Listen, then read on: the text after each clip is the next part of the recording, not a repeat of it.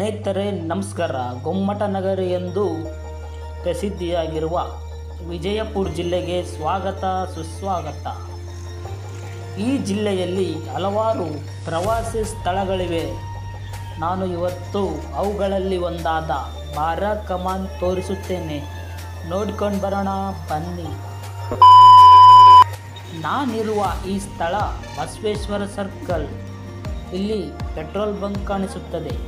ಪಕ್ಕದ ದಾರಿಯಲ್ಲಿ 100 ಮೀಟರ್ ನಡೆದುಕೊಂಡು ಹೋದರೆ ಬಾರಾ ಕಮಾನ್ ಗೋಚರವಾಗುತ್ತದೆ.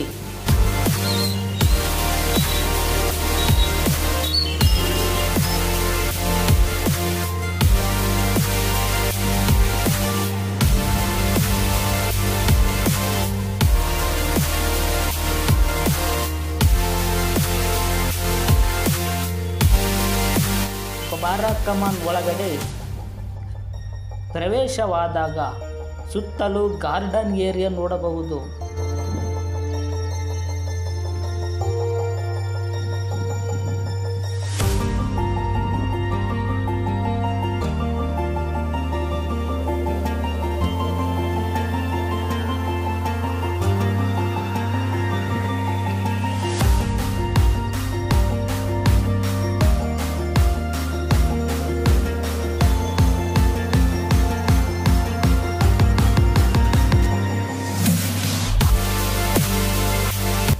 ಸ್ಥಳದ ಮಧ್ಯಭಾಗದಲ್ಲಿ ಎತ್ತರವಾದ ಕಟ್ಟೆಯ ಮೇಲೆ 2ನೇ ಅಲಿ ಆದಿಲ್ ಶಾನ ಕಾಲಾವಧಿಯಲ್ಲಿ ಕಲೆ ಮತ್ತು ವಾಸ್ತುಶಿಲ್ಪ ನೋಡಿಕೊಳ್ಳುವ ಮಂತ್ರಿ ಶಾ ನವಾಜ್ ಖಾನ್ ಆತನ ಉಸ್ತುವಾರಿಯಲ್ಲಿ ನಿರ್ಮಾಣವಾದ 12ನೇ ಸ್ಮಾರಕವಾಗಿದೆ.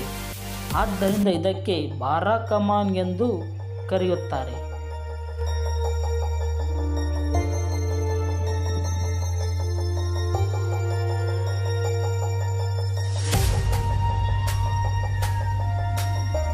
ಪ್ರಮುಖವಾಗಿ ಈ ಬಾರಾ ಕಮಾನಿನ ವಿಶೇಷತೆಯನ್ನು ಹೇಳುವುದಾದರೆ ಇದು 2ನೇ ಅಲಿ ಆದಿಲ್ ಶಾನ ಸಮಾಧಿ ಸ್ಥಳವಾಗಿದೆ. ಆದರೆ ಯಾವ ಕಡೆಯಿಂದಲೂ ನೋಡಿದರೂ ಈ 12 ಕಮಾನ್ಗಳಿಲ್ಲ.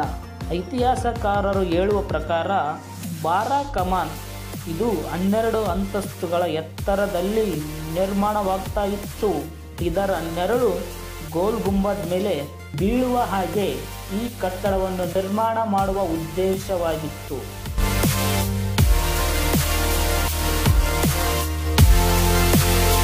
ಬಾರಾ ಕಮಾನಿನ ಎಲ್ಲ ಕಂಬಗಳನ್ನು ಒಂದೇ ಗಾತ್ರ ಅಂದರೆ ಸಮಗಾತ್ರದಲ್ಲಿ ನಿರ್ಮಿಸಿದ್ದಾರೆ. ಈ ಬಾರಾ ಕಮಾನ್ 2ನೇ ಅಲಿ ಆದಿಲ್ ಶಾನ ಮರಣದಿಂದ ಅರ್ಧಕ್ಕೆ ನಿಂತು ಹೋಯಿತು.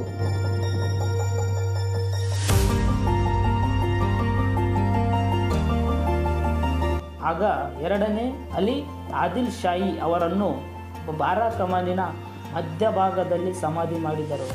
ಈ ಬಾರಾ ಕಮಾನ್ ಕಟ್ಟಡವು ಸಂಪೂರ್ಣವಾಗಿ ನಿರ್ಮಾಣವಾಗಿದ್ದರೆ ಪ್ರಪಂಚದಲ್ಲಿಯೇ ಅತ್ಯಂತ ಎತ್ತರವಾದ ಕಟ್ಟಡ ಎಂಬ ಹೆಗ್ಗಳಿಕೆ ಪಡೆಯುತ್ತಿತ್ತು. ದುರದೃಷ್ಟವಶ ಇದು ಸಂಪೂರ್ಣವಾಗಲೇ ಇಲ್ಲ.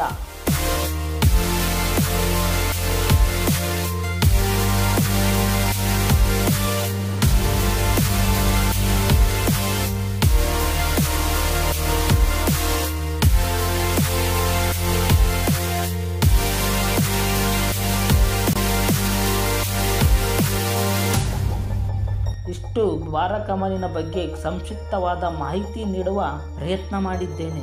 ಧನ್ಯವಾದಗಳು ಸ್ನೇಹಿತರೆ. Thank you for watching.